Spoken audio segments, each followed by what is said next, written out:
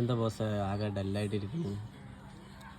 ഒന്നുമില്ലടാ, ഇന്നൊരു സിനിമക്ക് പോയി. ഏതെങ്കിലും സിനിമ? ആസിഫ് അലിൻ്റെ രേഖാചിത്രല്ലേ, ഇന്നിറങ്ങിയതാ?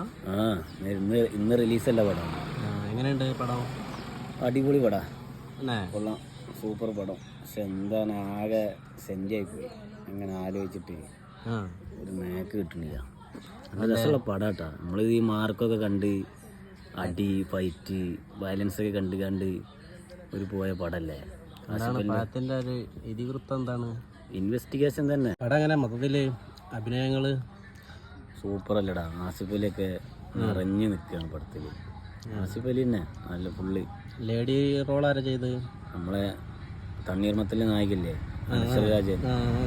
അടിപൊളിയാണ്, നല്ല അടിപൊളി റോളാണ് അവൾക്ക് കിട്ടിയത്. നല്ല മുന്നിലുള്ള കഥാപാത്രം സൂപ്പറാണ്.